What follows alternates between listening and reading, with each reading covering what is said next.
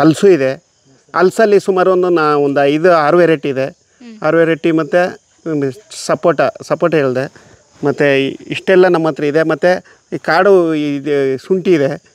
ಮಾಡ್ಕೋಗಿ ಅವರು 2004ರಲ್ಲಿ ಪಾಪ ಅವರು ನಿಧಾನಗೊಂಡ್ರು ಪಾಪ. ಆವಾಗ ಏನಾಯಿತು, ಆವಾಗ ಎಲ್ಲ ಸ್ಟಾಪ್ ಆಯಿತು ಮೇಡಮ್. ಸ್ವಲ್ಪ ಸ್ಟಾಪ್ ಆದಮೇಲೆ ಮೇಡಮ್ ಅವರು 2008ಕ್ಕೆ ಬಂದರು ಮೇಡಮ್. 2008ಕ್ಕೆ ಬಂದು ಆಮೇಲೆ ಇದೆಲ್ಲ 4 ವರ್ಷ ನಿಂತೋಗಿ. 4 ವರ್ಷ ನಿಂತೋಗಿತ್ತು ಮೇಡಮ್. ಮತ್ತು ಇಷ್ಟೇನೇ ಇಲ್ಲ ಮೇಡಮ್. 2010ರಲ್ಲಿ ನಾವು ಈ ಡೆವಲಪ್ಮೆಂಟ್ ಮಾಡೋಕ್ಕೆ ಸ್ಟಾರ್ಟ್ ಮಾಡಿದ್ವಿ. ಕೃಷಿ ಭೂಮಿ ಇದರಿಂದ ಬೆಳೆದಂಥ ಸಾವಯವ ಪದಾರ್ಥಗಳನ್ನೇ ವ್ಯಾಲಿಡೇಟ್ ಮಾಡಿ ಅದನ್ನು ಈ ಥರ ಪ್ರಾಡಕ್ಟ್ ಎಲ್ಲ ಮಾಡಿ ಜನಗಳಿಗೆ ತಲುಪಿಸೋ ಅಂಥದ್ದು. ಯಾಕಂದರೆ ಇವಾಗ ಎಲ್ಲ ಫುಡ್ಡು ಕೆಮಿಕಲ್ ಯುಕ್ತ ಆಗಿದೆ. ಅದರಿಂದ ನಾವು ಸಾವಯವ ಪದಾರ್ಥಗಳಿಂದ ಒಳ್ಳೆಯ ಫುಡ್ಡನ್ನು ಜನಗಳಿಗೆ ತಲುಪಿಸ್ಬೇಕು ಅನ್ನೋಂಥದ್ದು ಇದರ ಉದ್ದೇಶ. ಇದ್ರ ಜೊತೆಗೆ 10 ಜನ ಹೆಣ್ಮಕ್ಳಿಗೆ ಇಲ್ಲಿ ಕೆಲಸನೂ ಕೊಡಬೇಕು ಅನ್ನೋ ಉದ್ದೇಶ ನಮ್ಮ ಚುಕ್ಕಿ ನಂಜುಂಡಸ್ವಾಮಿ ಅವರಿಗೆ ಇದೆ. ಇದು ನಮ್ಮ ಪ್ರೊಫೆಸರ್ ನಂಜುಂಡಸ್ವಾಮಿಯವರ ಕನಸಾಗಿದೆ. ಇದು ನಮ್ಮದು ಮಾರುಕಟ್ಟೆ ಅಂತ ನಮ್ಮದು ಬ್ರ್ಯಾಂಡ್ನಡಿ ಈ ಉತ್ಪನ್ನಗಳೆಲ್ಲ ತಯಾರಾಗುತ್ತೆ.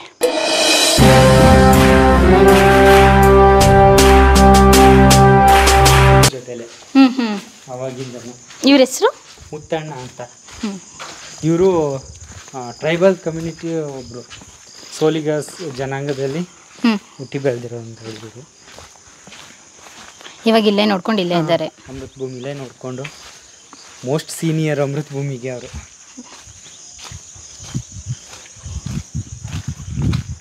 ಇವ್ರ ಹೆಸರು ಮುತ್ತಣ್ಣ ಅಂತ, ಸೋಲಿಗ ಕಮ್ಯುನಿಟಿಯವರು. ಇವರು ಪ್ರೊಫೆಸರ್ ನಂಜುಂಡಸ್ವಾಮಿ ಸರ್ ಇದ್ರಲ್ಲ, ಅವಾಗ್ಲಿಂದ ಇಲ್ಲೇನೆ ಕೆಲಸ ಮಾಡ್ಕೊಂಡು ಬಂದಿದ್ದಾರೆ. ಚುಕ್ಕಿ ನಂಜುಂಡಸ್ವಾಮಿ ಬರೋಕ್ಕಿಂತ ಮುಂಚೆನೇ ಈ ಭೂಮಿಲಿ ಕೆಲಸ ಮಾಡಿದ್ದಾರೆ. ಇವ್ರಿಗೆ ಗೊತ್ತು ಇಂತಿಂಥ ಜಾಗ ಇಂತಿಂತೆಲ್ಲ ಇದೆ ಅಂತ. ಅಮೃತಭೂಮಿ ಫಸ್ಟ್ ಸ್ಟಾರ್ಟ್ ಮಾಡಿದಾಗ ಫಸ್ಟ್ ತೋಟ ಮಾಡಿದ್ದೆ ಇಲ್ಲಿ ಏನೇನು ಬೆಳೆದಿದ್ದಾರೆ ಅಂತ ಮುತ್ತಣ್ಣ ಅವರೇ ಎಕ್ಸ್ಪ್ಲೇನ್ ಮಾಡ್ತಾರೆ. ಇಲ್ಲಿ ಯಾವ್ಯಾವ್ದು ಬೆಳೆದಿದ್ದೇವೆ ಅಂತ ಹೇಳಿದ್ರೆ, ಸ್ಟಾರ್ಟಿಂಗ್ ಬಾಳೆ ಪೂಜೆ ಬಾಳೆಗಿಂತ ತೆಂಗು ಮತ್ತು ಮಾವು, ಹಲಸು, ಮತ್ತು ಕಾಫಿ, ಅಡಿಕೆ. ಕಾಫಿ ಇದೆ ಮತ್ತು ಅಡಿಕೆ ಇದೆ. ಇದು ಅಡಿಕೆ ಇದೆ ಮೇಡಮ್. ಅಡಿಕೆ ಮತ್ತು ಮಾವು ಮತ್ತು ಸಪೋಟ ಮತ್ತು ಇದು ನಿಂಬೆ ಇದೆ. ಮತ್ತು ಈ ಹಲಸು ಇದೆ. ಹಲಸಲ್ಲಿ ಸುಮಾರು ಒಂದು 5-6 ವೆರೈಟಿ ಇದೆ. 6 ವೆರೈಟಿ ಮತ್ತು ಸಪೋಟ ಹೇಳಿದೆ. ಮತ್ತು ಇಷ್ಟೆಲ್ಲ ನಮ್ಮ ಹತ್ರ ಇದೆ. ಮತ್ತು ಈ ಕಾಡು ಇದು ಶುಂಠಿ ಇದೆ.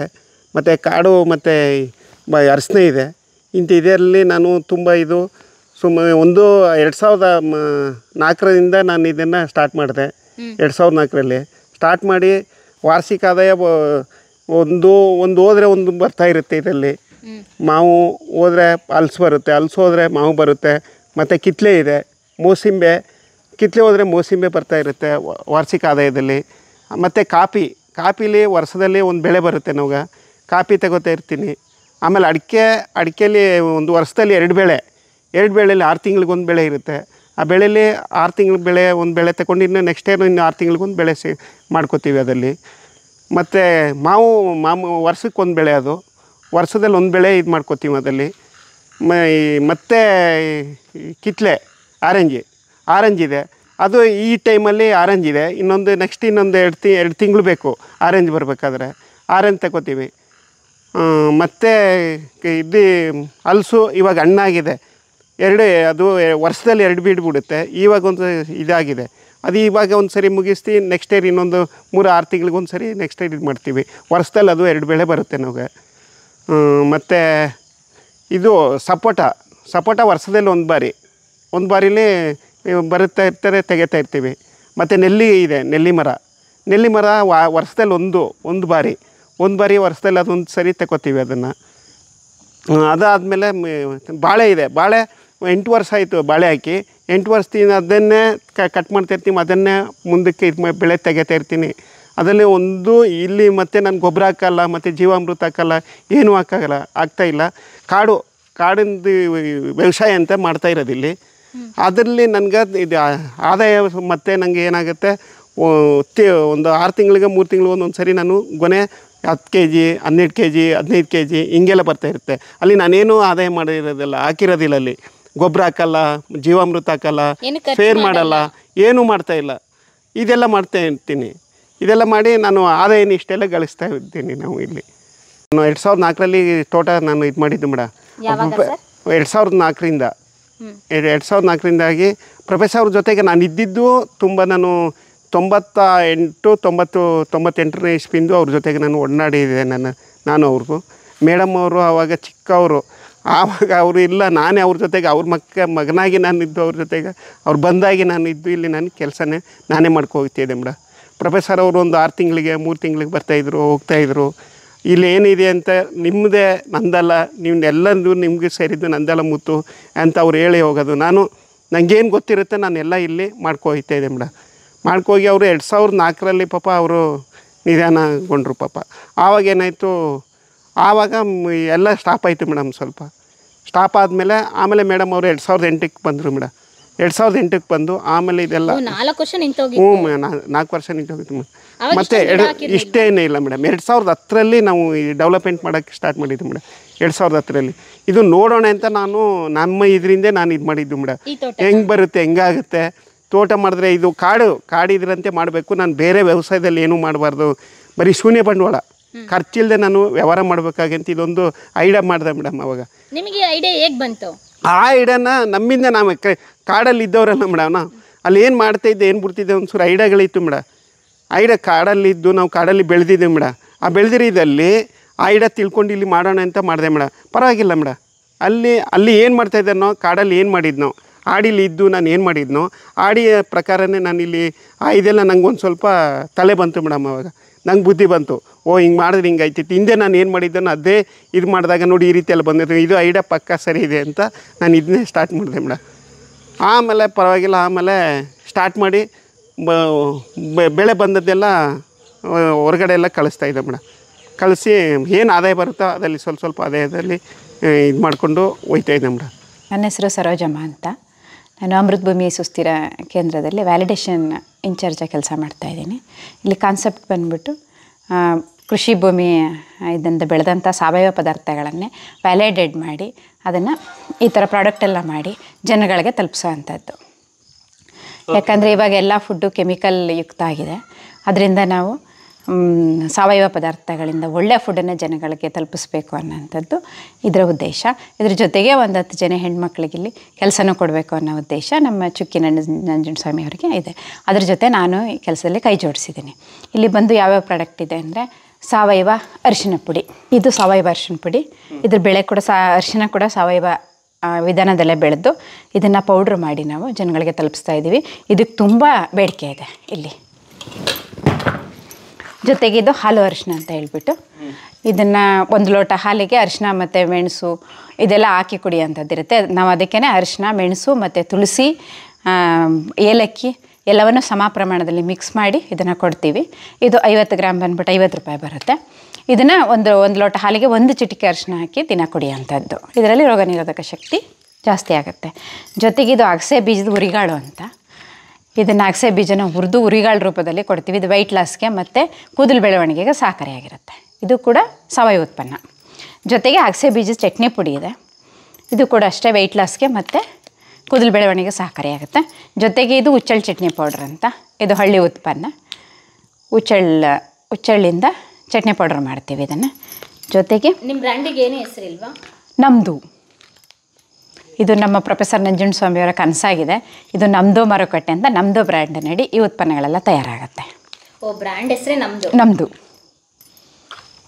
ಮತ್ತು ಇದು ಸಿರಿಧಾನ್ಯಗಳ ಮಾಲ್ಟ್ ಪೌಡ್ರು.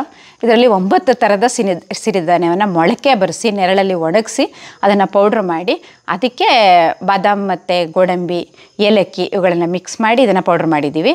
ಇದನ್ನು ಶುಗರ್ ಅವ್ರಿಗೆ ಉಪ್ಪು ಮತ್ತು ಸಕ್ಕರೆ ಇಲ್ಲದೇ ಕುಡಿಬೋದು. ಮಕ್ಕಳಿಗೆ ಸಕ್ಕರೆ ಹಾಕಿ, ಕಲ್ಲು ಸಕ್ಕರೆ ಹಾಕಿ, ತುಪ್ಪ ಹಾಕಿ ಬಳಸ್ಕೋಬೋದು. ಮತ್ತು ವಯಸ್ಕರು ಇದನ್ನು ಶುಗರ್ ಹಾಕಿ ಗಂಜಿ ಥರ ಬೆಳಗ್ಗೆ ಕುಡಿಬೋದು. ಇದು ತುಂಬ ಒಳ್ಳೆಯ ಉತ್ಪನ್ನ ಸರ್. ಇದು ಕೂಡ ಫಾರಿನೂ ಕೂಡ ತೊಗೊಂಡೋಗಿದ್ದಾರೆ ಇದನ್ನು. ಮೇಡಮ್ ಈ ಎಲ್ಲ ಪ್ರಾಡಕ್ಟ್ಸ್ ಅನ್ನು ನೀವು ಮಾಡಿದ್ದೀರಾ ಸರಿ ಮೇಡಮ್, ಈ ಪ್ರಾಡಕ್ಟ್ಸ್ ಮಾರುಕಟ್ಟೆಗೆ ಹೇಗೆ ತಲುಪಿಸ್ತೀರಾ? ಮಾರುಕಟ್ಟೆಗೆ ಅಂದರೆ ನಮ್ಮದು ಚಾಮರಾಜನಗರದಲ್ಲಿ ಒಂದು ನಮ್ಮದು ಮಾರುಕಟ್ಟೆ ಅಂತ ಇದೆ ಸರ್, ರೈತರಿಂದ ನೇರ ರೈತರಿಗೆ ಮಾರಾಟ ಅಂತ.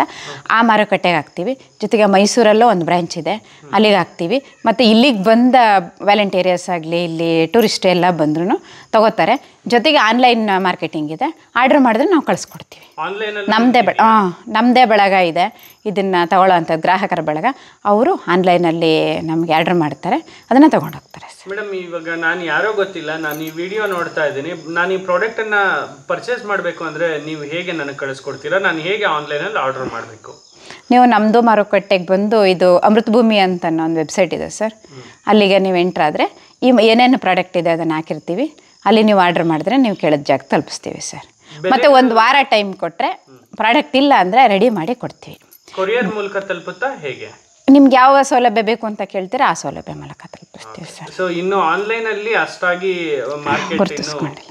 ಕೋವಿಡ್ ಇರೋ ಕಾರಣ 1-2 ವರ್ಷದಿಂದ ಅಷ್ಟು ಇದಾಗಿ ಮಾಡಿಲ್ಲ ಅಷ್ಟೇ ಸರ್. ಇಲ್ಲಿ ಬಂದವರಂತೂ ನಮ್ಮಲ್ಲಿ ಒಂದು 10 ಪ್ರಾಡಕ್ಟ್ ತೊಗೊಳ್ದೆ ಅಂತೂ ಹೊರಗಡೆ ಹೋಗಲ್ಲ. ತುಂಬ ಚೆನ್ನಾಗಿ ಸೇಲ್ ಆಗ್ತಾಯಿದೆ, ಒಳ್ಳೆ ಒಂದು ಉತ್ಪನ್ನಗಳಿರುತ್ತೆ ಸರ್. ಜನಗಳಿಂದ ಒಳ್ಳೆ ಪ್ರತಿಕ್ರಿಯೆ ಬರ್ತಾ ಇದೆ. ಕೈ ಪೌಡ್ರು, ಶುಂಠಿ ಪೌಡ್ರು, ಇದು ಬೆಟ್ಟದಲ್ಲಿ ಉಪ್ಪಿನಕಾಯಿ, ಮತ್ತು ಬಂಬೆ ಉಪ್ಪಿನಕಾಯಿ, ಇವೆಲ್ಲ ಇದೆ. ಕ್ಯಾಂಡೀಸು, ಆಮ್ಲ ಪೌಡ್ರು, ಆಮ್ಲ ಕ್ಯಾಂಡಿ. ಉಪ್ಪಿನಕಾಯಿಗೂ ನಾವು ಕೆಮಿಕಲ್ ಹಾಕಲ್ಲ ಯಾವುದನ್ನು, ಬರೀ ಎಣ್ಣೆ ಮತ್ತು ಉಪ್ಪು ಅದನ್ನೇ ಹಾಕಿ ಸಂರಕ್ಷಣೆ ಮಾಡಿ. ಯಾವುದೇ ಪ್ರಾಡಕ್ಟು ನಾವು ಕೆಮಿಕಲ್ನ ಮಿಕ್ಸ್ ಮಾಡಲ್ಲ. ಕೆಡದೇ ಇರೋದಕ್ಕಾಗಲಿ, ಒಂದು ಟೆಸ್ಟಿಂಗ್ ಪೌಡ್ರ್ ಆಗಲಿ ಯಾವುದನ್ನು ಹಾಕಲ್ಲ. ನೈಸರ್ಗಿಕವಾಗೇ ತಯಾರು ಮಾಡ್ತೀವಿ, ಕೈಯಲ್ಲೇ ತಯಾರು ಮಾಡ್ತೀವಿ, ಅಷ್ಟು ಮಿಷನರಿ ಏನು ಬಳಸ್ತೀವಿ. ಮೇಡಮ್ ಇದು ಎಷ್ಟು ದಿನದವರೆಗೂ ಇಡಬಹುದು ಇಲ್ಲಿ ತಯಾರಿಸುವಂಥ? ಕೆಲವು ಪದಾರ್ಥಗಳಿಗೆ ಕೆಲವು ಟೈಮ್ ಇರುತ್ತೆ. ಈಗ ಉಪ್ಪಿನಕಾಯೆಲ್ಲ 6 ತಿಂಗಳಿರುತ್ತೆ. ಈ ಮಾಲ್ಟ್ ಪೌಡ್ರೆಲ್ಲ ಒಂದು 2-3 ತಿಂಗಳಿರುತ್ತೆ. ಹಾಲು ಅರಿಶಿನ ಬೇಕಾದ್ರೆ 6 ತಿಂಗಳು ಮಾಡ್ಬೋದು. ಚಟ್ನಿ ಪೌಡ್ರಿಗೆ ಒಂದು ತಿಂಗಳ ಅವಕಾಶ ಇರುತ್ತೆ. ಹಿಂಗೆ ಪ್ರಾಡಕ್ಟ್ ಮೇಲೆ ಸರ್. ಯಾಕಂದರೆ ಕೆಮಿಕಲ್ ಹಾಕದೆ ನಾವು ಯಾವುದೇ ಪ್ರಿಸರ್ವೇಟಿವ್ ಯೂಸ್ ಮಾಡದೇ ಇರೋದ್ರಿಂದ ಅದನ್ನು ಬೇಗ ಮಾಡಿ ಬೇಗ ನಾವು ಮುಗಿಸ್ಬೇಕಾಗತ್ತೆ. ರೆಸ್ಪಾನ್ಸಸ್ ಎಲ್ಲ ಹೇಗಿದೆ? ತುಂಬ ಚೆನ್ನಾಗಿದೆ ಸರ್, ಯಾರು ಕೂಡ ಕಂಪ್ಲೇಂಟ್ ಮಾಡಿ. ಎಷ್ಟು ಕೆಜಿ ಅಷ್ಟು ನೀವು ಮಾರ್ಕೆಟ್ಗೆ ಕಳಿಸ್ತಾ ಇದ್ದೀರಾ? ಅರಿಶಿನ ಒಂದು 100-150 kg ಅಷ್ಟು ಅರಿಶಿನ ಕೊಡ್ತೀವಿ ಸರ್. ಇದು ಬೇಡಿಕೆಗೆ ಅನುಸಾರ ಆಗುತ್ತೆ ಸರ್, ಬೇಡಿಕೆಗೆ ಅನುಸಾರ ಆಗುತ್ತೆ. ಒಂದು 3 ಜನ ನಿರಂತರವಾಗಿ ಕೆಲಸ ಮಾಡೋ ಅಷ್ಟು ಹೇಗಿದೆ ಬೇಡಿಕೆ. ಅರಿಶಿನ ಪೌಡ್ರು ಅಂದರೆ ಇಲ್ಲೇ ಸಾವಯವ ಅರಿಶಿನ ಬೆಳಿತೀವಿ ಅಮೃತಭೂಮಿಲೆ, ಅದನ್ನು ನೆರಳಲ್ಲಿ ಒಣಗಿಸಿ ಅದನ್ನು ಸಂರಕ್ಷಣೆ ಮಾಡಿಕೊಂಡು ಬೇಡಿಕೆ ಬಂದಾಗ ಅದನ್ನು ಮಿಲ್ಲಲ್ಲಿ ಹಾಕಿ ಪೌಡ್ರ್ ಮಾಡಿಸಿ ಡೈರೆಕ್ಟು ಪ್ಯಾಕ್ ಮಾಡಿ ಕಳಿಸ್ಕೊಡ್ತೀವಿ ಅಷ್ಟೇ. ಅದರಿಂದ ಇಲ್ಲಿ ಯಾವುದೇ ಮಧ್ಯ ಕೆಮಿಕಲ್ದು ಯೂಸ್ ಆಗಲ್ಲ, ಅದು ಮಿಕ್ಸ್ ಆಗಲ್ಲ. ಬಿಡೋದೇ ಇಷ್ಟೇ ದಪ್ಪ. ಇದು ಎಲ್ಲೂ ಸಿಗಲ್ಲ ಇದ್ರ ಹಣ್ಣು. ನಾನು ನೋಡಿದ ಮಟ್ಟಿಗೆ ನಮ್ಮ ಕರ್ನಾಟಕದಲ್ಲಿ ಕೆಲವು ಭಾಗದಲ್ಲಿ ನೋಡಿದ್ದೀನಿ ಅಂತಂದರೆ ಅದು ಅಮೃತಭೂಮಿಲೇ ನಾನು ನೋಡಿರೋದು, ಬೇರೆ ಎಲ್ಲೂ ನೋಡಿಲ್ಲ ನಾನು. ಇದ್ರದ್ದು ಏನು ಅಂತಂದರೆ ಇದಿಷ್ಟೇ ದಪ್ಪಕ್ಕೆ ಹಣ್ಣಾಗುತ್ತೆ, ಇದನ್ನು ಹಿಂಗೆ ತಿನ್ನೋದಷ್ಟೇ. ಹುಳಿ ಇರಲ್ವಾ? ಅಂದರೆ ಲೈಕ್ ಸ್ಮೆಲ್ ಮಾತ್ರ ಕಿಡ್ಲೆಣ್ಣಿನ ಥರ ಬರ್ತಾ ಇದೆ. ಹೌದು, ಇದು ಲೆಮನ್ ಅನ್ನೋದೇ ಅದಕ್ಕೆ, ಹಂಗೆ ತಿನ್ನೋದು.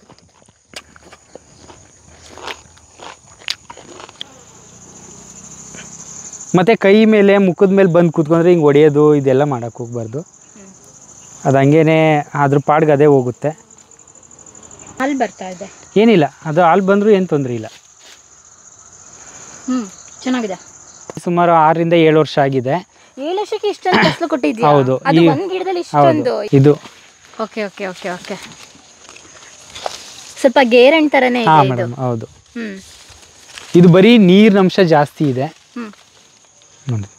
ತಿನ್ಬೋದು ಮೇಡಮ್. ಇದಕ್ಕೆ ನಾವು ಸ್ಟಾರ್ಟಿಂಗಲ್ಲಿ ಗಿಡ ತಗೊಬಂದ್ವಿ ಅಷ್ಟೇ, ಅದಕ್ಕೆ ಇನ್ವೆಸ್ಟ್ಮೆಂಟ್ ಮಾಡಿದ್ವಿ, ನಾಟಿ ಮಾಡಿದ್ವಿ, ಮುಗೀತು. ಏನೋ 1,000 ಗಿಡ ತಗೊಬಂದರೆ ಒಂದು 50,000 ರೂಪಾಯಿನ ಒಳಗಡೆ ಮುಗಿದೋಗುತ್ತೆ. ಅದನ್ನು ಇನ್ವೆಸ್ಟ್ಮೆಂಟ್ ಮಾಡ್ತಂದ್ರೆ ನಮಗೆ ನೆಕ್ಸ್ಟ್ ಬರೋದೆಲ್ಲ ಇನ್ಕಮ್ಮೆ. ಅದು ಕಟ್ ಮಾಡಿ ಮಾರ್ತೀವಿ, ಮತ್ತೆ ಅದು ರೂಟ್ ಬರ್ತಾ ಇರುತ್ತೆ, ಕಟ್ ಮಾಡಿ ಮಾರ್ತೀವಿ, ರೂಟ್ ಬರ್ತಾ ಇರುತ್ತೆ.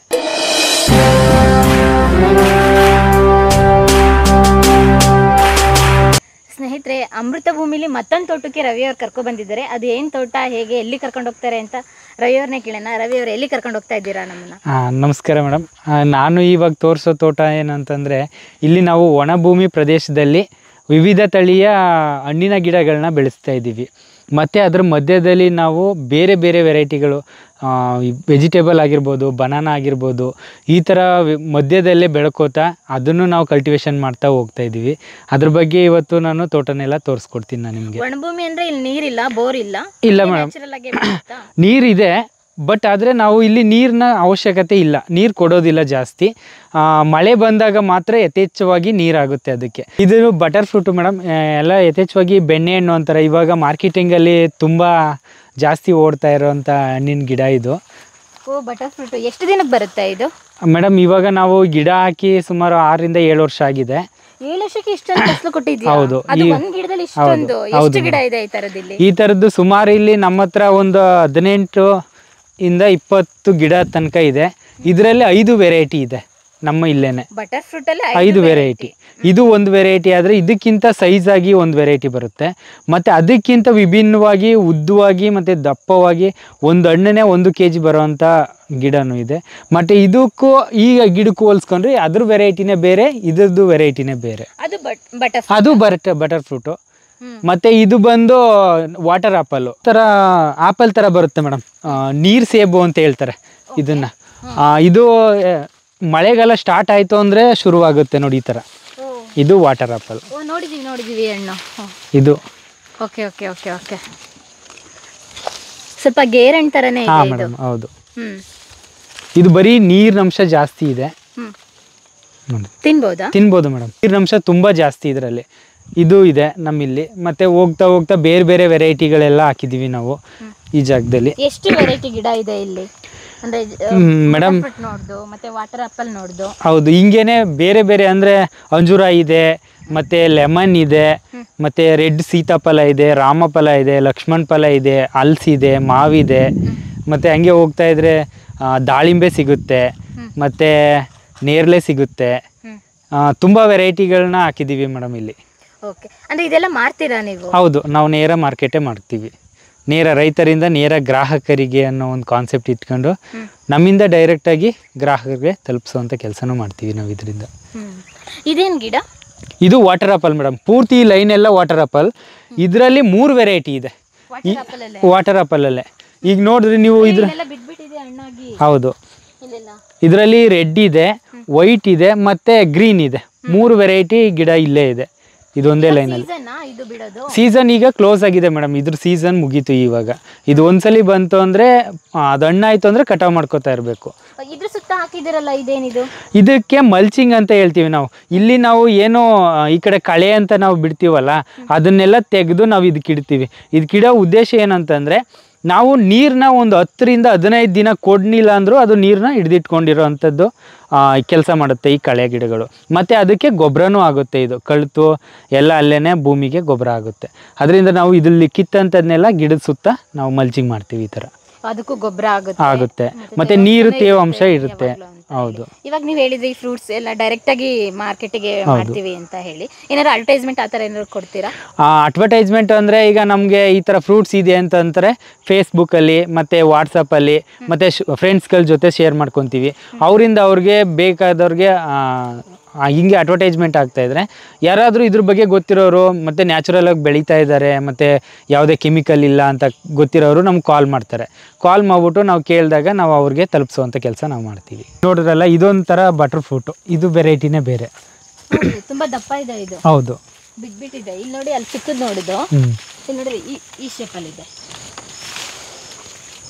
ಸೇಮ್ ಎಲ್ಲದಕ್ಕೂ ಒಂದೇ ರೇಟ್ ಬರುತ್ತಾ ಕೆಜಿಗೆ, ಅಥವಾ ಬೇರೆ ಬೇರೆನಾ?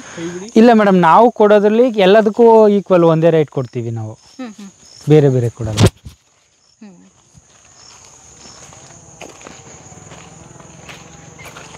ಈ ಥರ ಫ್ರೂಟ್ಸ್ ಗಿಡಗಳು ಹಾಕ್ಕೊಂಡ್ರೆ ಒಳ್ಳೆ ದುಡ್ಡು. ಈ ಪ್ರದೇಶದಲ್ಲಿ ಜಾಸ್ತಿ ಕೆಲಸ ಇಲ್ಲ, ಕಡಿಮೆ. ಒಂದು ಟೈಮಲ್ಲಿ ನಾವು ಈ ಥರ ಕಳೆ ಬಂದರೆ ಕಳೆ ತೆಗೆಸ್ಕೋತೀವಿ.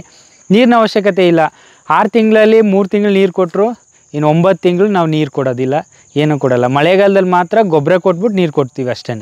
ಅದು ನಾವು ಕೊಡಲ್ಲ, ಪ್ರಕೃತಿನೇ ಕೊಡುತ್ತೆ ನೀರನ್ನ. ಗೊಬ್ಬರ ಮಾತ್ರ ಗಿಡಕ್ಕೆ ಕೊಡ್ತೀವಿ. ಒನ್ ಟೈಮ್ ಇನ್ವೆಸ್ಟ್ಮೆಂಟ್ ಅಷ್ಟೇ, ಲೈಫ್ ಟೈಮ್ ಇನ್ಕಮ್ ಬರುತ್ತೆ.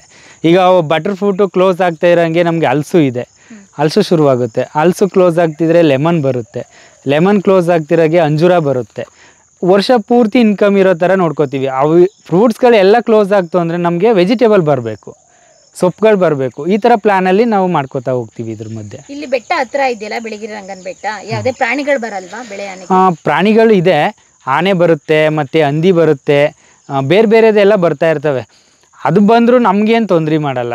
ನಾವು ಅದಕ್ಕೆ ತೊಂದರೆ ಕೊಟ್ಟರೆ ನಮಗೂ ಅದು ತೊಂದರೆ ಕೊಡುತ್ತೆ. ಬಂದರೆ ನಾವು ನೈಟೆಲ್ಲ ವಾಚ್ ಮಾಡ್ತೀವಿ, ನೋಡ್ಕೋತಾ ಕಣ್ಣಿಗೆ ಕಣ್ತು ಅಂದರೆ ನಾವು ಸೌಂಡ್ ಮಾಡ್ತೀವಿ. ಸೌಂಡ್ ಮಾಡಿದ್ರೆ ಹೊರಗಡೆ ಹೋಗುತ್ತೆ. ಇಲ್ಲಾಂದ್ರೆ ಬರುತ್ತೆ, ಬಂದರೆ 1-2 ತಿನ್ಕೊಳುತ್ತೆ, ಹೋಗುತ್ತೆ ಅಷ್ಟೇ. ನಾವೇನಾದರೂ ಅದಕ್ಕೆ ಹಾನಿ ಮಾಡ್ತಾರೋ ನಮ್ಮ ಮೇಲೆ ಅದು ಹಾನಿ ಮಾಡೋಕ್ಕೆ ಶುರುವಾಗುತ್ತೆ. ಯಾರಿಗೂ ಇಲ್ಲಿ ತೊಂದರೆ ಮಾಡಿ ಏನೂ ತೊಂದರೆ ಮಾಡಿಲ್ಲ. ಅಲೋವೆರಾದೇ ಒಂದು ಫುಲ್ ತೋಟ ಮಾಡಿದ್ದೀರಾ? ಹಾಂ ಮೇಡಮ್, ಇದು ಸುಮಾರು ಒಂದು ಅರ್ಧ ಎಕರೆ ಬರುತ್ತೆ. ಹಾಂ ಹೌದು.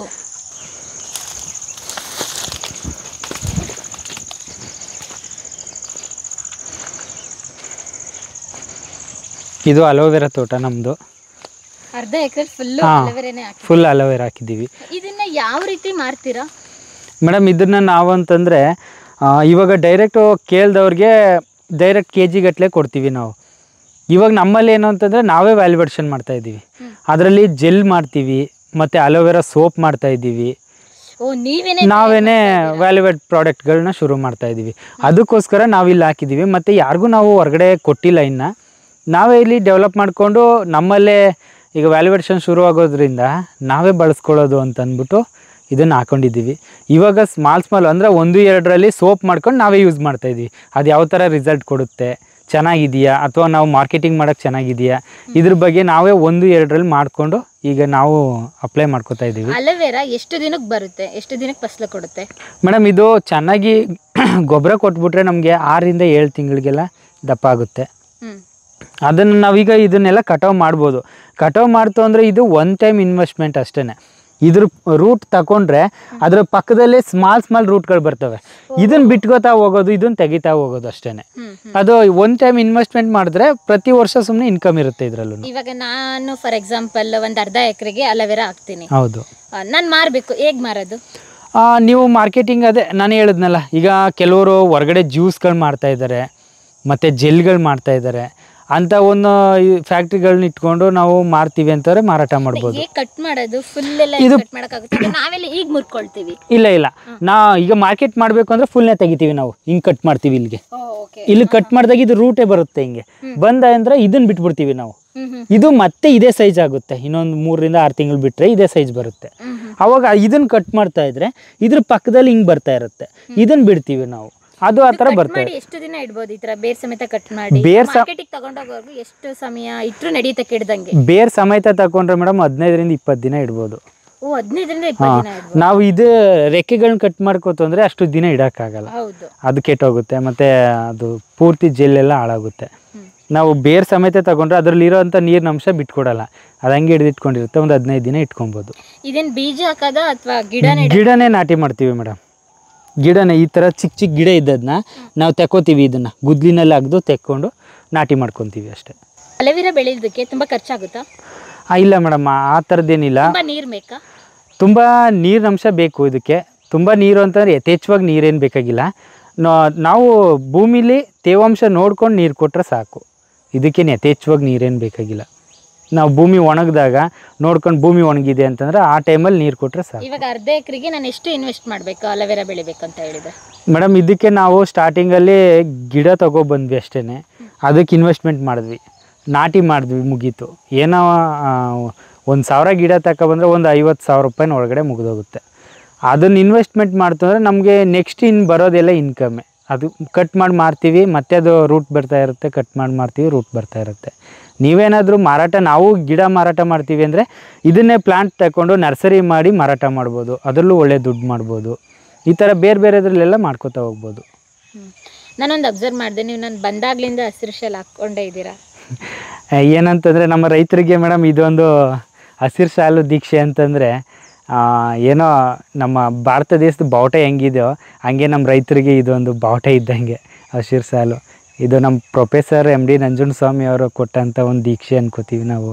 ಏಕೆಂದರೆ ಅವರಿಂದ ರೈತ ಸಂಘ ಇವತ್ತು ಇದ್ರ ಮಟ್ಟಿಗೆ ಬೆಳೆದಿದೆ ಅಂತಂದರೆ ಅದಕ್ಕೆ ಮೂಲ ಕಾರಣ ನಮ್ಮ Prof.MD ನಂಜುಂಡಸ್ವಾಮಿ ಅವರೇ. ನಾನು ಕೆಲವೊಬ್ರು ಹೋರಾಟದಲ್ಲಿ ಹಾಕೋದು ನೋಡಿದ್ದೆ, ನೀವು ಬೆಳಗ್ಗೆಯಿಂದ ಸಂಜೆವರೆಗೂ ಹಾಕೊಂಡಿದ್ದೀರಲ್ಲ, ಅದಕ್ಕೆ ಕೇಳಿದೆ. ಓಕೆ. ನಿಂಬೆಹಣ್ಣಿನ ಗಿಡ. ಹಾಂ ಮೇಡಮ್, ಇದು ಗಜನಿಂಬೆ ಅಂತ ಹೇಳ್ತೀವಿ. ತುಂಬ ಈಲ್ಡ್ ಕೊಡುತ್ತೆ ಇದು. ಮತ್ತು ಸೈಜಲ್ಲಿ ನೋಡೋದಕ್ಕೆ ನಿಂಬೆಗಿಂತನೂ ದಪ್ಪ ಇರುತ್ತೆ. ಹೌದು. ಇದರಲ್ಲಿ ಉಪ್ಪಿನಕಾಯಿ ಮಾಡಿದ್ರೆ ತುಂಬ ರುಚಿಯಾಗಿರುತ್ತೆ. ಉಪ್ಪಿನಕಾಯಿಗಳಿಗೆ ಯಥೇಚ್ಛವಾಗಿ ಉಪ್ಪಿನಕಾಯಿಗೆ ಬಳಸೋದು. ಇದರಲ್ಲಿ ಜ್ಯೂಸ್ ಕಡಿಮೆ ಬರುತ್ತೆ. ಮಾರ್ಕೆಟಲ್ಲಿ ಸಿಗುವಂಥ ನಿಂಬೆಗೂ ಇದಕ್ಕೆ ಹೋಲಿಸ್ಕೊಂಡ್ರೆ ಜ್ಯೂಸ್ ಕಡಿಮೆ ಇದರಲ್ಲಿ. ಅದಕ್ಕೋಸ್ಕರ ಜಾಸ್ತಿ ಇದನ್ನು ಉಪ್ಪಿನಕಾಯಿಗೆ ಬಳಸ್ತೀವಿ ನಾವು. ಇದರಲ್ಲಿ ಎಷ್ಟು ಗಿಡಗಳಿದೆ? ಒಂದು ತೋಟ ಮಾಡಿದ್ದೀರಾ ಫುಲ್ಲು? ಇಲ್ಲ ಮೇಡಮ್, ಇದ್ರ ಮಧ್ಯದಲ್ಲೇ ನಾವು ತೋಟ ಮಾಡ್ಕೊಂಡಿದ್ದೀವಿ. ಈ ಒಣಭೂಮಿ ಪ್ರದೇಶದಲ್ಲಿ ನಾವು ಏನೇನು ಮಾಡಿದ್ದೀವೋ ಅದ್ರ ಮಧ್ಯದಲ್ಲಿ ನಿಂಬೆನೂ ಒಂದು ಬರುತ್ತೆ. ಮಿಶ್ರ ಹಣ್ಣಿನ ಬೆಳೆಗಳು ಹೌದು, ವಿವಿಧ ತಳಿಯ ಮಿಶ್ರ ಹಣ್ಣಿನ ಬೆಳೆಗಳು ಮಾಡಿದ್ದೀವಿ. ಈ ಲೈನಲ್ಲಿ ಅದ್ರ ಮಧ್ಯದಲ್ಲಿ ಬಾಳೆ ಹಾಕೊಂಡಿದ್ದೀವಿ. ಇಲ್ಲಿ ಇದೇನಂತಂದ್ರೆ ಒಂದು ಗೊನೆ ಬರ್ತು ಅಂದರೆ ಕಟಾವು ಮಾಡ್ಕೋತೀವಿ, ಮತ್ತು ಅದ್ರ ಸಪ್ರೇಟಾಗಿ ಒಂದು ಕಂದು ಬಿಡ್ತೀವಿ. ಇದು ಒನ್ ಟೈಮ್ ಇನ್ವೆಸ್ಟ್ಮೆಂಟು. ಇದರಲ್ಲೂ ಬರ್ತಾ ಇರುತ್ತೆ. ಸಪೋಟನ ಇದು? ಇಲ್ಲ ಮೇಡಮ್, ಇದು ಲಕ್ಷ್ಮಣ ಫಲ ಗಿಡ. ಇದು ಸೀತಾಫಲ ಥರನೇ ಲಕ್ಷ್ಮಣ ಫಲ. ಇದನ್ನ ಆಯುರ್ವೇದಿಕಲ್ಲಿ ಕ್ಯಾನ್ಸರ್ಗೆ ಬಳಸ್ತಾರೆ ನೋಡಿ. ಇದನ್ನ ಈ ಹಣ್ಣು, ಈ ಲೀಫ್ ಎಲ್ಲ, ಇದು ಹಣ್ಣು. ಇದು ಹೌದು, ಇದು ದಪ್ಪ ಆಗುತ್ತೆ. ದಪ್ಪಾಗಿ ಹಣ್ಣು ತಿಂದ್ರೆ ಕ್ಯಾನ್ಸರ್ ರೋಗಿಗಳಿಗೆ ಒಳ್ಳೆ ಆರೋಗ್ಯವಾಗಿರ್ತಾರೆ ಅನ್ನೋದು ಒಂದು ಇದಿದೆ.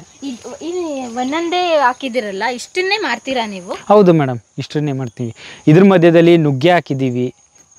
ನುಗ್ಗೆ. ಹಾಂ, ಅಲ್ಲ ನೋಡಿ, ಆ ಲೈನಲ್ಲಿ ಫುಲ್ಲು ನೀವು ಇದನ್ನ ಹಾಕಿದ್ರ, ನಿಂಬೆ. ಹೌದು, ಗಜನಿಂಬೆ. ಅದೊಂದು ಲೈನ್ ಪೂರ್ತಿ ಗಜನಿಂಬೆ ಇದೆ. ಇದರಲ್ಲಿ ಇವೆರಡು ಲಕ್ಷ್ಮಣ ಫಲ, ಇದು ರೆಡ್ ಸೀತಾಫಲ. ಯಾವುದು ಸರ್ ಇದು? ಬಿಟ್ಟಿದೆ ಹಣ್ಣು. ಹಾಂ ಮೇಡಮ್. ಇಲ್ಲೇ ಇದೆಯಲ್ಲ ರೆಡ್ ಸೀತಾ? ಹೌದು, ಇದು ರೆಡ್ ಸೀತಾಫಲ.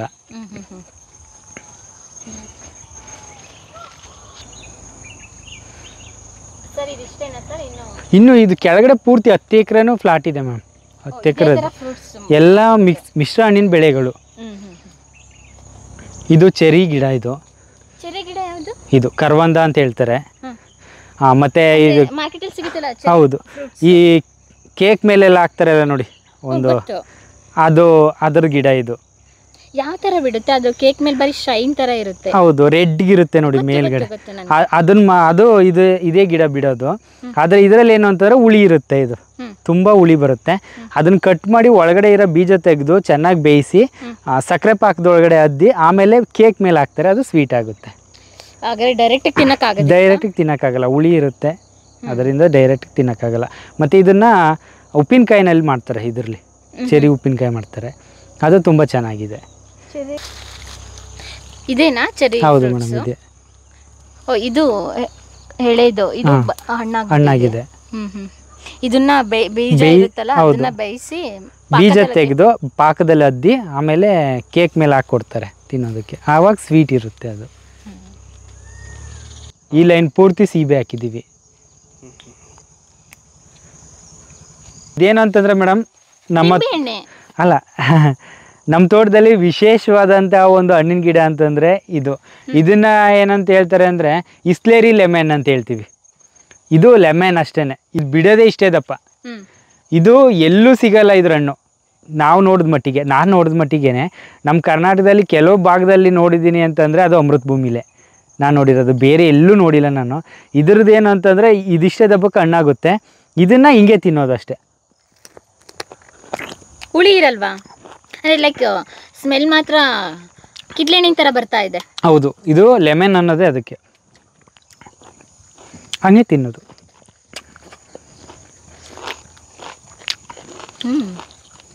ನಮ್ಗೊಂದು ನೋಡುವ, ತಗೊಳ್ಳಿ ಸರ್.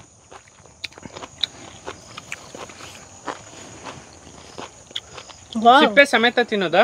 ಹಂಗೆ ಸರ್, ಸಿಪ್ಪೆ ಸಮೇತನೇ. ತುಂಬಾ ಟೇಸ್ಟ್ ಆಗಿದೆ. ಹೌದು ಮೇಡಮ್. ಎಲ್ಲಿಂದ ತಂದಿದ್ದು? ಇದು ಎಲ್ಲಿಂದ ತಂತೋ ಗೊತ್ತಿಲ್ಲ ಮೇಡಮ್ ಇದ್ರದ್ದು. ಬಟ್ ಅವಾಗ ತಂದು ಹಾಕಿದ್ವಿ ಅಷ್ಟೇನೆ. ಇವಾಗ ಫ್ರೂಟ್ ಬಿಡ್ತಾ ಇದೆ. ಅದನ್ನು ನಾವು ತಿಂದಮೇಲೆ ನಮಗೆ ಗೊತ್ತಾಗಿದ್ದು, ಬೇರೆಯವ್ರಿಗೆ ಹೇಳಬೇಕು ಈ ಗಿಡ ಹಾಕ್ಲಿ ಅಂತ. ಒಂದ್ಸಲ ನಾವು ಬೆಂಗಳೂರಲ್ಲಿ ಒಂದು ಮೇಳಕ್ಕೆ ಬಂದಿದ್ವಿ. ಮೇಳಕ್ಕೆ ಬಂದಾಗ ಇದನ್ನು ತಂದು ಕೊಟ್ಟಾಗ ಇದನ್ನು ಪೇಪರ್ನಲ್ಲಿ ಅಡ್ವರ್ಟೈಸ್ಮೆಂಟ್ ಕೊಟ್ಟಿದ್ವಿ ನಾವು ಇದ್ರ ಬಗ್ಗೆ. ಬೇರೆ ಎಲ್ಲೂ ಸಿಗ್ತಾ ಇಲ್ಲ. ಇಲ್ಲಿ ನಮ್ಮ ಅಮೃತಭೂಮಿಲಿ ಮಾತ್ರ ಸಿಗ್ತಾ ಇದೆ. ಈ ಥರದ್ದು ಒಂದು 5 ರಿಂದ 6 ಗಿಡ ಇದೆ ಅಷ್ಟೇ. ಒಂದು ಲೈನ್ ಅಷ್ಟೇ. ಇದು ಮೂಸಂಬೆ ಗಿಡ. ಇದು ಯಥೇಚ್ಛವಾಗಿ ನಮ್ಮಲ್ಲಿ ಪೂರ್ತಿ ಜಾಸ್ತಿ ಹಣ್ಣು ಬಿಡುತ್ತೆ ಅಂತಂದರೆ ಅದೊಂದು ಮೂಸಂಬೆ ಬಂದು.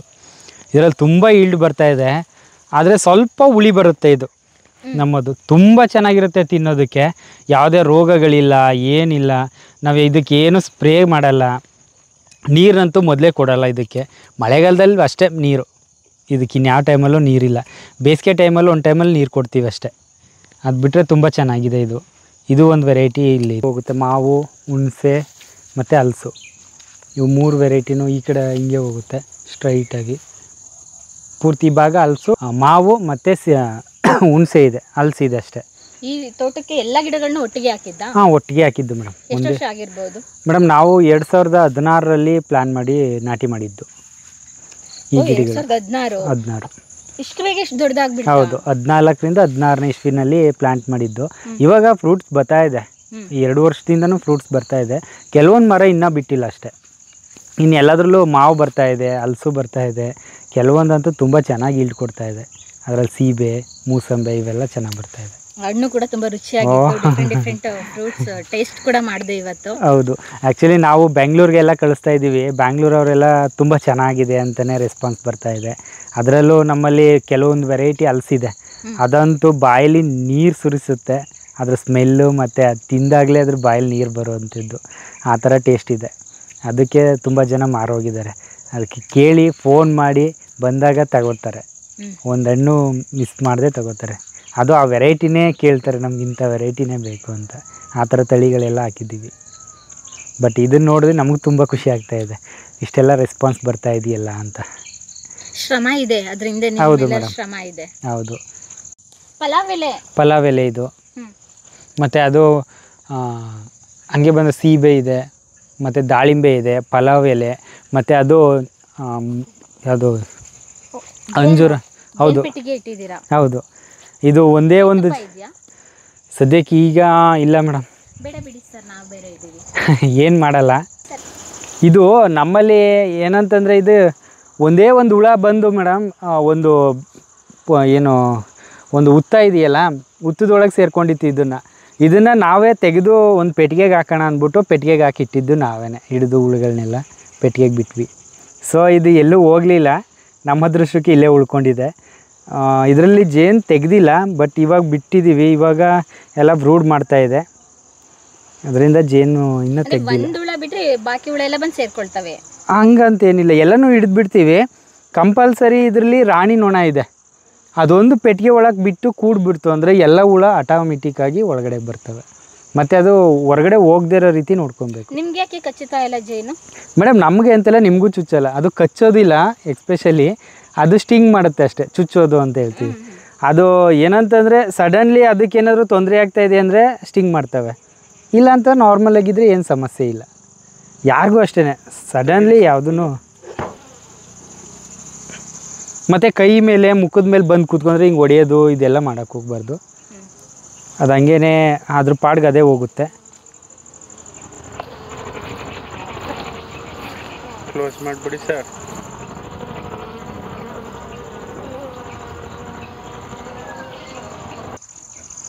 ಡ್ರೈ ಫ್ರೂಟ್ಸಲ್ಲಿ ಬರುತ್ತೆ. ಹೌದು ಮೇಡಮ್.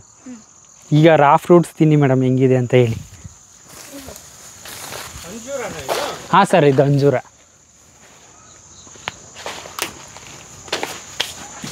ಇಷ್ಟು ಕೆಳಗಡೆ ಬಿಡುತ್ತಾ? ಹೌದು ಮೇಡಮ್, ಇದು ಪೂರ್ತಿ ರೆಂಬೆ ಕೊಂಬೆಲೆಲ್ಲ ಕಾಯಿ ಆಗುತ್ತೆ. ಇದು ಚಿಕ್ಕ ಗಿಡ ನಮ್ಮಲ್ಲಿ, ಮತ್ತು ಇದು ಒಂದು 2 ವರ್ಷದಿಂದ ಫ್ರೂಟ್ಸ್ ಬರ್ತಾ ಇದೆ. ಈಗ ಸ್ಮಾಲಾಗಿ ಚಿಕ್ಕದಾಗಿ ಬಿಟ್ಕೊಂಡು ಹೋಗ್ತಾ ಇದೆ. ಇನ್ನೂ ನೀವು ನೋಡ್ತೀವಿ ಅಂದರೆ ಇದರಲ್ಲಿ ಎಲ್ಲ ಇರುತ್ತೆ ಫ್ರೂಟ್ಸು.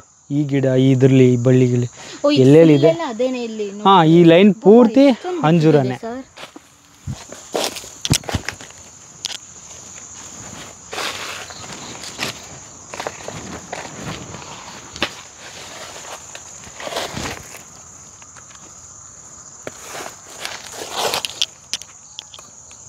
ತಗೊಳ್ಳಿ ಮೇಡಮ್.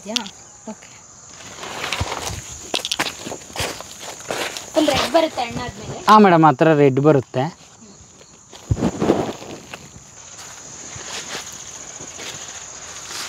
ಅದು ಎಡೀರಿ ಮ್ಯಾಮ್, ಹಂಗೆ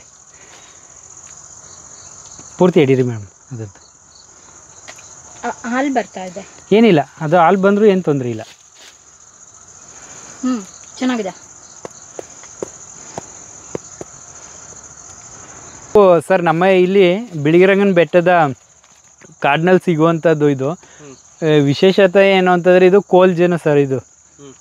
ಇದರಲ್ಲಿ ಏನು ಅಂತಂದರೆ ತುಪ್ಪ ಮಿನಿಮಮ್ ಅಂದರೆ ಒಂದು ಅರ್ಧ kg ಅಷ್ಟು ತುಪ್ಪ ಸಿಗ್ಬೋದು ಅಷ್ಟೇ. ತುಂಬ ಟೇಸ್ಟಾಗಿರುತ್ತೆ. ನಿಮಗೆ ಮಾರ್ಕೆಟಿಂಗ್ನಲ್ಲಿ ಸಿಗುವಂಥದ್ದಕ್ಕೂ ಇದಕ್ಕೂ ಭಾಳ ವ್ಯತ್ಯಾಸ ಇದೆ.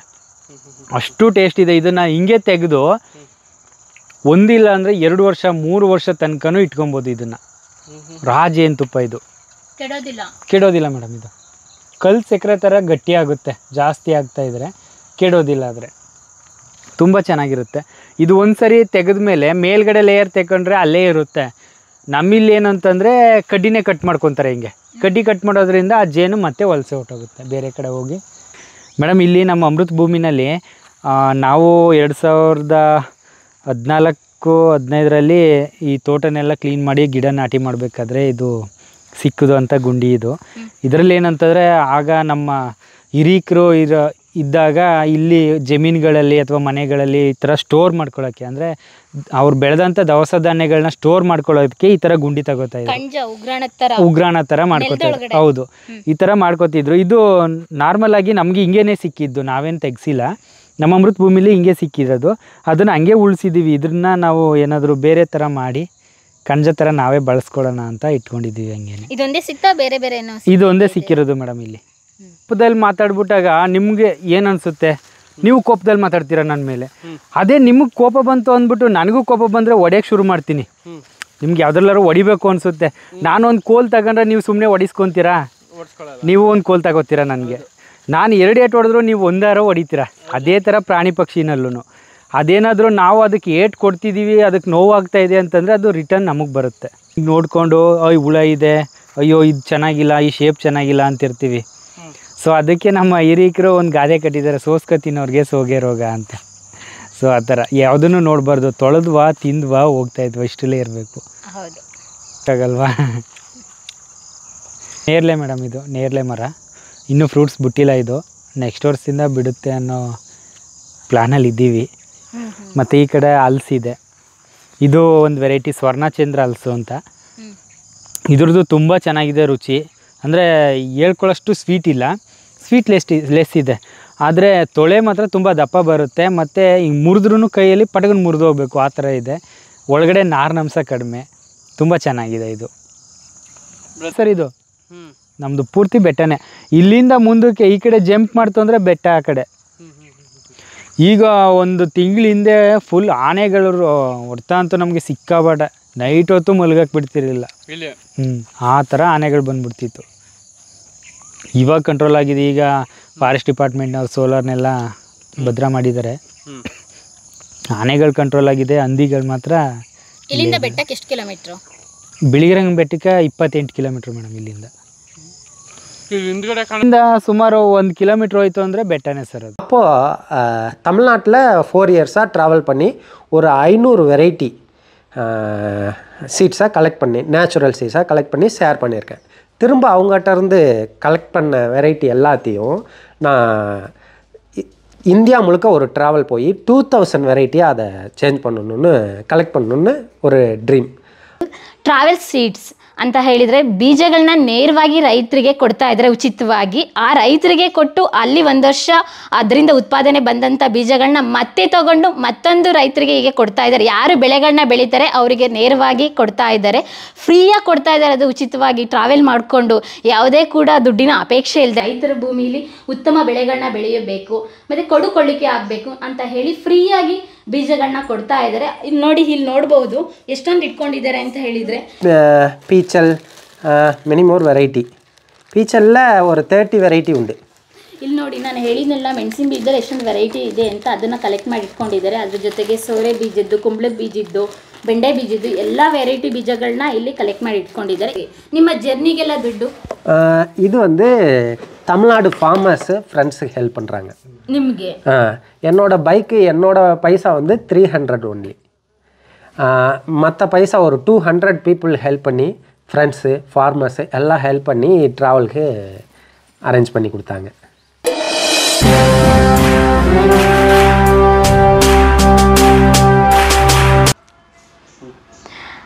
ಸ್ನೇಹಿತರೆ, ನಾವು ಅಮೃತಭೂಮಿಗೆ ಚುಕ್ಕಿ ನಂಜುಂಡಸ್ವಾಮಿ ಅವ್ರನ್ನ ಭೇಟಿ ಮಾಡೋಣ ಅಂತ ಬಂದು ಆವಾಗ ನಮಗೆ ವಿಶೇಷ ವ್ಯಕ್ತಿ ಪರಿಚಯ ಆಯಿತು. ಅವರೇ ಸಾಲೈ ಅರುಣ್ ಅವರು. ಅವರು ತಮಿಳ್ನಾಡಿಂದ ಕರ್ನಾಟಕಕ್ಕೆ ಬಂದಿದ್ದಾರೆ.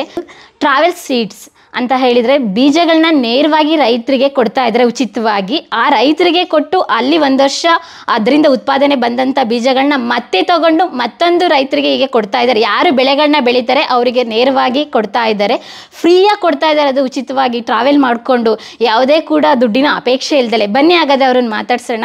ಸರ್, ನಿಮ್ಮ ಕಾರ್ಯ ತುಂಬ ವಿಶೇಷವಾಗಿದೆ ಮತ್ತು ವಿಭಿನ್ನವಾಗಿದೆ. ಯಾವಾಗಲಿಂದ ಸ್ಟಾರ್ಟ್ ಆಯಿತು ನಿಮ್ಮ ಜರ್ನಿ?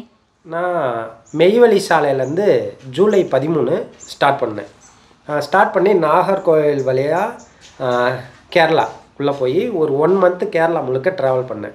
நான் இந்த ட்ராவல் எதுக்குன்னா, என்னோட teacher Nammalvar ecologist, Tamil Nadu organic farming ecologist trainer.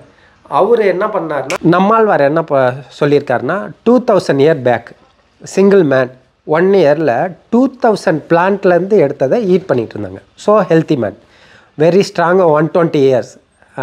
But now still only 20 plant eating people. But many more people 5 plant மாத்திரம் ஈட் பண்ணுறாங்க. 5 பிளான்ட்டும் தான் க்ரோ பண்ணுறாங்க, 5 பிளான்ட் தான் eating. So people is health spoil. So very good health வேணும்னா 2000 பிளான்ட்லேருந்து வர்ற ஃபுட்டை நம்ம eat பண்ணணும். அப்போது தமிழ்நாட்டில் 4 இயர்ஸாக ட்ராவல் பண்ணி ஒரு 500 வெரைட்டி சீட்ஸாக கலெக்ட் பண்ணி, நேச்சுரல் சீட்ஸாக கலெக்ட் பண்ணி ஷேர் பண்ணியிருக்கேன். திரும்ப அவங்ககிட்டருந்து கலெக்ட் பண்ண வெரைட்டி எல்லாத்தையும் நான் இந்தியா முழுக்க ஒரு ட்ராவல் போய் 2000 வெரைட்டியாக அதை சேஞ்ச் பண்ணணுன்னு, கலெக்ட் பண்ணணுன்னு ஒரு ட்ரீம். அதுக்காக தமிழ்நாடு ஃபார்மர்ஸ்கிட்டையும் ஃப்ரெண்ட்ஸ்கிட்டையும் நான் சொன்னேன். அவங்க ஹெல்ப் பண்ணுறேன்னு சொன்னாங்க. அவங்க ஹெல்ப் மூலிமா ஒரு பைக்கு, ராயல் என்ஃபீல்டு பைக்கு வாங்கிட்டு, அந்த பைக்கில் இப்போ 13ஆம் தேதி 13th ஜூலை 13th மெய்வழி சபாலேருந்து ஸ்டார்ட் பண்ணேன். இப்போ கேரளா முழுக்க 1 மந்த்தாக ட்ராவல் பண்ணேன். மெனி மோர் வெரைட்டிஸ் இன் கேரளா. கேரளாவில் 300 வெரைட்டி கிழங்கு ஒரு ஆள் க்ரோ பண்ணுறாரு. 130 வெரைட்டி டர்மரிக், அதில் பிளாக் டர்மரிக்கு 30 வெரைட்டி. அப்புறம் சில்லியில் சிங்கிள் உமன் வந்து 30 variety. Hostel variety. One news கேள்விப்பட்டேன், ஒன் யூனிவர்சிட்டியில் 1200 வெரைட்டி பெண்டி யூனிவர்சிட்டியில், கேரளா யூனிவர்சிட்டியில் க்ரோ பண்ணிகிட்டு இருக்காங்க வெரைட்டி. இதெல்லாம் கேரளாவில் கேள்விப்பட்ட விஷயம். இதெல்லாத்தையும் நான் மக்கள்கிட்ட, normal organic farming seed grow பண்ணி டெவலப் பண்ணுற ஃபார்மர்ஸை மீட் பண்ணி ஃப்ரீயாக கொடுக்குறேன். மறுபடியும் அவங்ககிட்டருந்து வாங்கி, அவங்ககிட்ட உள்ள வெரைட்டியும் வாங்கிட்டு என்கிட்ட உள்ள வெரைட்டியும் கிவ் அண்ட் டெக் பாலிசி மாதிரி கொடுத்துக்கிட்டு நான் ட்ராவல் போயிட்டுருக்கேன். இப்போ கர்நாடகா இங்கே அமிர்த்பூமிக்கு வந்திருக்கேன். ಫಸ್ಟ್ ಟೈಮ್ ಅಮೃತಭೂಮಿಗೆ ಬಂದೆ. First time. என்னோட ஃப்ரெண்ட்ஸ் இங்கே வந்திருக்காங்க. நான் இப்போ தான் ஃபஸ்ட் டைம் வந்திருக்கேன். ಅದೇ ಕರ್ನಾಟಕದಲ್ಲಿ ಇದೇ ಪ್ಲೇಸಿಗೆ ಫಸ್ಟ್ ಟೈಮ್ ಅಥವಾ ಆಲ್ರೆಡಿ ಹೋಗಿದ್ದೀರಾ? கேரளாவில் வந்து ஒரு ஃப்ரெண்டு இங்கே விவசாயம் பண்ணுறாரு, நிஷாந்த்னு. அவரோட ஃபார்முக்கு போயிட்டு நெக்ஸ்ட்டு தான் இங்கே வந்திருக்கேன். ಸ್ನೇಹಿತರೆ, ಇವರು ಹೇಳ್ತಾ ಇದ್ದಾರೆ, ಫಸ್ಟು ಟ್ರಾವೆಲಿಂಗ್ ಹೆಂಗೆ ಸ್ಟಾರ್ಟ್ ಮಾಡಿದೆ ಅಂತ ಹೇಳಿದರೆ, ಫಸ್ಟು ಅಂದಾನದ್ದು ಕಾಲದಲ್ಲಿ 2000 ವರ್ಷಗಳ ಹಿಂದೆ ಯಾವುದೇ ರೀತಿ ಹೈಬ್ರಿಡ್ ತಳಿಗಳಿರಲಿಲ್ಲ. ನಮ್ಮಲ್ಲೇ ಬೆಳೆದು ಅದೇ ಬೀಜ ಮತ್ತು ಮರ ಆಗಿ ಅದರಿಂದ ಹಣ್ಣು ಬಿಟ್ಟು ಮತ್ತು ನೆಲಕ್ಕೆ ಭೂಮಿಗೆ ಬೀಜ ಉದ್ರಿ ಮತ್ತೆ ಇನ್ನೊಂದು ಸಸ್ಯಾಗಿ ಇರೋದು, ಅದು ಮತ್ತೆ ಜಾಸ್ತಿ ಉತ್ಪನ್ನಗಳು ಕೊಡೋದು. ಇವಾಗ ಹೆಂಗಾಗಿದೆ ಅಂತ ಹೇಳಿದರೆ, ಯಾವುದೋ ಒಂದು ಬೀಜಗಳನ್ನ ನಾವು ತಂದು ಅಂತಾರಾಷ್ಟ್ರೀಯ ಕಂಪ್ನಿಗಳಿಂದ, ಅದು ಬರುತ್ತೋ ಇಲ್ವಾ ಗೊತ್ತಿಲ್ಲ, ಅದನ್ನು ಭೂಮಿಗೆ ಹಾಕ್ತೀವಿ, ಅದಕ್ಕೆ ಸಾಕಷ್ಟು ಗೊಬ್ಬರಗಳನ್ನ ಹಾಕ್ತೀವಿ, ಅದು ಎಷ್ಟು ಸರಿ ಇರುತ್ತೆ ಏನೋ ಗೊತ್ತಿಲ್ಲ, ಅದನ್ನೇ ಬಂದಂಥ ಉತ್ಪನ್ನಗಳನ್ನ ನಾವು ಆಹಾರ ಪದಾರ್ಥಗಳಿಗೆ ಸೇವನೆ ಮಾಡ್ತೀವಿ, ಅವಾಗ ಆರೋಗ್ಯ ಕೆಡುತ್ತೆ. ಅದು ಆಗಬಾರ್ದು ಅಂತ ಹೇಳಿ ನಂದು ಹೊಸ ಕಾನ್ಸೆಪ್ಟಲ್ಲಿ ಬೀಜಗಳನ್ನ ಕೊಳ್ಳುವಿಕೆಯನ್ನು ಮಾಡೋಣ ಅಂತ ಹೇಳಿ ಕೇರಳದಲ್ಲಿ ಫಸ್ಟು ಟ್ರಾವೆಲ್ ಮಾಡೋಕ್ಕೆ ಸ್ಟಾರ್ಟ್ ಮಾಡಿ, ಅಲ್ಲಿಗೆ ಹೋದಾಗ ಅಲ್ಲಿ ಒಂದು ಯೂನಿವರ್ಸಿಟಿಲಿ ನನಗೆ ಗೊತ್ತಾಯಿತು, ಮೆಣಸಿನಕಾಯಿಲಿ ಮೆಣಸಿನ ಬೀಜದಲ್ಲಿ 30 ತಳಿಗಳಿದೆ. ಅದೇ ಬೆಂಡೆಕಾಯಿ ಬೀಜದಲ್ಲಿನೇ 1000 ತಳಿಗಳಿದೆ. ಅದ್ರ ಜೊತೆಗೆ ಅರಿಶಿಣದಲ್ಲಿ ನಾವು ನೋಡ್ತಾ ಇದ್ದೀವಿ, ಸಾಂಬಾರಿಗೆಲ್ಲ ಹಾಕ್ತೀವಲ್ಲ ಟರ್ಮೆರಿಕ್ ಪೌಡರ್, ಅದರಲ್ಲಿ ನಾವು ಒಂದೇ ಒಂದನ್ನು ಕಾಣುತ್ತೀವಿ, ಅದರಲ್ಲೇ 30ಕ್ಕಿಂತ 40 ವೆರೈಟಿ ಇದೆ. ಆ ಥರ ನಾನು ಕಲೆಕ್ಟ್ ಮಾಡಿ ಅವರಿಗೆ ಕೊಡೋಕ್ಕೆ ಸ್ಟಾರ್ಟ್ ಮಾಡಿದೆ. ಅಲ್ಲಿಂದ ಕಲೆಕ್ಟ್ ಮಾಡಿ ಬೇರೆ ಕಡೆ ಕೇರಳಾದ್ಯಂತ ನಾನು ಟ್ರಾವೆಲ್ ಮಾಡಿ ಜರ್ನಿ ಮಾಡಿ ಯಾರು ರೈತರಿದ್ದಾರೆ, ಯಾವ ಕೃಷಿ ವಿಶ್ವವಿದ್ಯಾಲಯಕ್ಕೆ ಫಸ್ಟ್ ಹೋಗಿ ನೋಡಿದೆ. ಅಲ್ಲಿ ವಿಭಿನ್ನ ತಳಿಗಳನ್ನ ಬೆಳೀತಾ ಇದ್ರು. ಈ ಬೀಜಗಳು ಇಲ್ಲೇ ಇರಬಾರ್ದು, ಬೇರೆ ಕಡೆನೇ ಹೋಗಿ ಬೇರೆ ಭೂಮಿಲಿ ಬೆಳಿಬೇಕು ಅಂತ ಹೇಳಿ ಅಲ್ಲೆಲ್ಲ ಮಾಡಿದಾಗ ಅಲ್ಲಿ ಸುಮಾರು 2000 ತಳಿಗಳನ್ನ ನಾನು ಕಲೆಕ್ಟ್ ಮಾಡಬೇಕು ಬೀಜಗಳನ್ನ. ಅದನ್ನು ಬೇರೆ ರಾಜ್ಯಗಳಿಗೂ ಕೂಡ ಬೇರೆ ರೈತರಿಗೂ ಭೂಮಿಯವ್ರಿಗೂ ಕೂಡ ಅಲ್ಲಿ ಬೆಳೆಸೋದಕ್ಕೆ ನಾನು ಸಹಾಯ ಮಾಡಬೇಕನ್ನೋ ಉದ್ದೇಶ ಇಟ್ಕೊಂಡು ಹೀಗೆ ಟ್ರಾವೆಲ್ ಮಾಡ್ತಾ ಇದ್ದೀನಿ. ಕರ್ನಾಟಕಕ್ಕೆ ಬರೋ ಉದ್ದೇಶ, ನಾನು ಅಲ್ಲಿ ಕೇರಳದಲ್ಲಿ ಒಂದು ಮನೆಗೆ ಹೋದಾಗ, ಫಾರ್ಮ್ ಹೌಸಿಗೆ ಹೋದಾಗ ಅಲ್ಲಿ ಅಮೃತಭೂಮಿನ ಕಾಂಟ್ಯಾಕ್ಟ್ ಮಾಡಿ ನನ್ನ ಫ್ರೆಂಡ್ ಒಬ್ಬರು ಕೊಟ್ಟರು. ಅದಕ್ಕೋಸ್ಕರ ನಾನು ಇಲ್ಲಿಗೆ ಬಂದಿದ್ದೀನಿ. ಇಲ್ಲಿ ಕೂಡ ಅದೇ ರೀತಿ ಕಾನ್ಸೆಪ್ಟ್ ಆಗಿರೋದ್ರಿಂದ ರೈತರ ಭೂಮಿಲಿ ಉತ್ತಮ ಬೆಳೆಗಳನ್ನ ಬೆಳೆಯಬೇಕು ಮತ್ತು ಕೊಡುಕೊಳ್ಳಿಕೆ ಆಗಬೇಕು ಅಂತ ಹೇಳಿ ಫ್ರೀಯಾಗಿ ಬೀಜಗಳನ್ನ ಕೊಡ್ತಾ ಇದ್ದಾರೆ. ಇಲ್ಲಿ ನೋಡಿ, ಇಲ್ಲಿ ನೋಡ್ಬೋದು ಎಷ್ಟೊಂದು ಇಟ್ಕೊಂಡಿದ್ದಾರೆ ಅಂತ ಹೇಳಿದರೆ. Actually what is this seeds? இது yellow chilli. We know yellow chilli. சில்லியில் ஒரு 20 வெரைட்டி உண்டு. Yellow chilli, yeah, we saw only red chilli. அது ட்ரை ஆனால் ಈ ಕಲರಿல் சேஞ்ச் ஆகும். ஃப்ரெஷ்ஷாக இருக்கும் போது எல்லோ கலரில் இருக்கும்.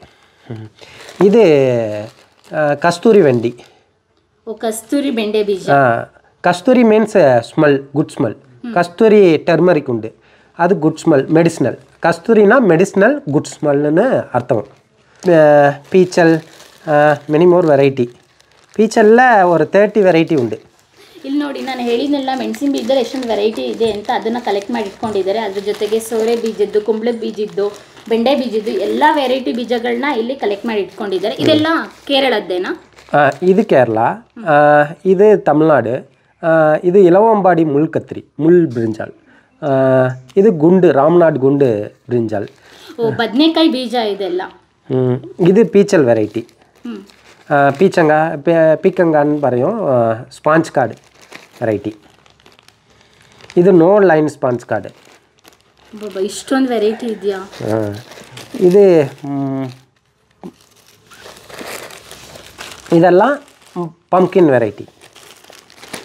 இது பிக் பம்கின், ஒரு 30லேருந்து 25 kg வரையும் வரும் ஈல்டு.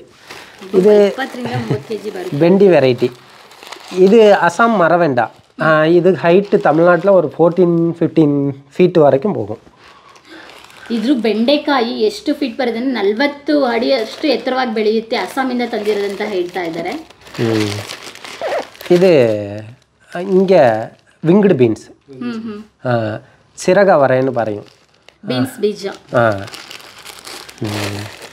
இது ஜாப் டியர் மணி, பாசியாக கோத்து போட்டுக்கலாம். பாசி இது ஒரு millet, one of the millet. ಓ, ಇದು ಒಂದು ಸಿರಿಧಾನ್ಯನ ಓಪನ್ ಮಾಡಿ ಮಣಿ ಥರ ಇದೆ. மணி இது பிளான்டிங், இது பிளான்ட், ஒரு சிங்கிள் பிளான்ட்டு. இதை ஃப்ரை பண்ணி டீ போடலாம், டீ காஃபி போடலாம், அப்புறம் கஞ்சி, அப்புறம் பாப்கார்ன் மாதிரி சாப்பிட்லாம். ಓ, ಹೌದಾ? ஆனால் வெரி ஸ்ட்ராங் சீடு. ஸோ பாசி, ஜிமிக்கி, கம்மல், அப்புறம் பிரேஸ்லெட்டு, இது எல்லாத்தையும் மேக் ஈஸிலி. 30 days நீரில் 20 days ನೀರಿல் ಇಟ್ಟು அதுக்கப்புறம் பிளான்டிங் பண்ணால் தான் க்ரோ ஆகும். ಓಹೋ, 20 ದಿನ ನೀರಲ್ಲಿ ನೆನೆಸಿ ಆಮೇಲೆ ಭೂಮಿಗೆ ನೆಡಬೇಕು. 20 ದಿನ ನೀರಲ್ಲಿ ನೆನೆಸಿದ್ರೆ ಮಾತ್ರ ಇದು ಗಿಡ ಬರೋಕ್ಕೆ ಸಾಧ್ಯ. ಇಲ್ಲ ಅಂದರೆ ತುಂಬ ಲೇಟ್ ಆಗುತ್ತೆ. ಬೀಜ 20 ದಿನ ನೆನೆಸಿದ್ರು ಅದು ತುಂಬ ಗಟ್ಟಿ ಇರುತ್ತೆ. ಆಮೇಲೆ ಮಣ್ಣಿಗೆ ಹಾಕಿದಾಗ ಅಲ್ಲಿಂದ 10 days ಗ್ರೋತ್ ಆಗುತ್ತೆ. Okay, very nice. ಕೇರಳದಿಂದ, ತಮಿಳ್ನಾಡಿಂದ ಕೇರಳಕ್ಕೆ ಹೋದ್ರಿ, ಕೇರಳದಿಂದ ಕರ್ನಾಟಕ ಬಂದ್ರಿ. ನಿಮ್ಮ ಜರ್ನಿಗೆಲ್ಲ ದುಡ್ಡು? இது வந்து தமிழ்நாடு ஃபார்மர்ஸ் ஃப்ரெண்ட்ஸுக்கு ஹெல்ப் பண்ணுறாங்க ನಿಮಗೆ. என்னோட பைக்கு, என்னோட பைசா வந்து 300 ஒன்லி. மற்ற பைசா ஒரு 200 பீப்புள் ஹெல்ப் பண்ணி, ஃப்ரெண்ட்ஸு, ஃபார்மர்ஸு எல்லாம் ஹெல்ப் பண்ணி ட்ராவலுக்கு அரேஞ்ச் பண்ணி கொடுத்தாங்க. அப்புறம் ஃபேஸ்புக் ಫ್ರೆಂಡ್ಸ್, ಫೇಸ್ಬುಕ್ ಇಂದಲೇ ಹೆಲ್ಪ್ ಮಾಡ್ತಾರೆ. ನಿಮ್ಮ ಟ್ರಾವೆಲ್ಗೆಲ್ಲ ಅವರೇ ದುಡ್ಡು ಕೊಡೋದು? ನಿಮ್ಮ ಫ್ರೆಂಡ್ಸ್, ಫಾರ್ಮರ್ ಫ್ರೆಂಡ್ಸ್ ಇದ್ದಾರಲ್ಲ ಅವರೆಲ್ಲ ದುಡ್ಡು ಕೊಡ್ತಾರೆ. ಈ ಉದ್ದೇಶ ಹೇಗೆ ಈಡೇರಿಸಬೇಕು ಅಂತ ಹೇಳಿದಾಗ, ರೈತರ ಫ್ರೆಂಡ್ಸ್ ಕೂಡ ಇವರಿಗೆ ಕೇವಲ ಇವ್ರ ಹತ್ರ 200 ರೂಪಾಯಿ ದುಡ್ಡಿತ್ತು ಅಷ್ಟೇ. ಅವರೆಲ್ಲ ಸೇರ್ಕೊಂಡು ದುಡ್ಡು ಹಾಕಿ ರಾಯಲ್ ಎನ್ಫೀಲ್ಡ್ ಬೈಕ್ ಕೊಡಿಸ್ತಾರೆ. ಆ ಬೈಕಿಂದ ಅಲ್ಲಿಂದ ಟ್ರಾವೆಲ್ ಮಾಡ್ಕೊಂಡು ಊರೂರು ಸುತ್ತಾ ಇದ್ದಾರೆ, ಬೀಜಗಳನ್ನ ಕೊಡ್ತಾ ಇದ್ದಾರೆ, ಕೊಡುಕೊಳ್ಳುವಿಕೆನ ಮಾಡ್ತಾ ಇದ್ದಾರೆ. ನೋಡಿ ಎಂಥ ಒಳ್ಳೆ ಸ್ನೇಹಿತರಿದ್ದಾರೆ, ರೈತರಿಗೂ ಕೂಡ ಸಹಾಯ ಮಾಡ್ತಾ ಇದ್ದಾರೆ ಅಂದರೆ ಗ್ರೇಟ್. ನೋಡ್ರಿ ಯಾವ ಫಾರ್ಮಿಂಗ್ ನೋಡಿದ್ರು ಕೃಷಿ ಮಾಡ್ತೀನಿ ಅಂತಂದರೆ ಎಲ್ಲ ಕೆಮಿಕಲ್ ಬೀಜ. ಸೊ ಅದೆಲ್ಲ ಈಗ ನಮ್ಮ ದೇಶದಲ್ಲಿನೇ ಸುಮಾರು ಭತ್ತದ ತಳಿಗಳೇ 2 ಲಕ್ಷ ವೆರೈಟಿ ಭತ್ತದ ತಳಿ ಇದ್ದಿದ್ದು. ಇವತ್ತು ಹಬ್ಬ ಅಂತ ಎಲ್ಲೋ ನೋಡ್ತೀನಿ ಅಂದರೆ 1,000 ಭತ್ತದ ತಳಿಗಳು ಮಾತ್ರ ಸಿಗ್ತಾಯಿದೆ.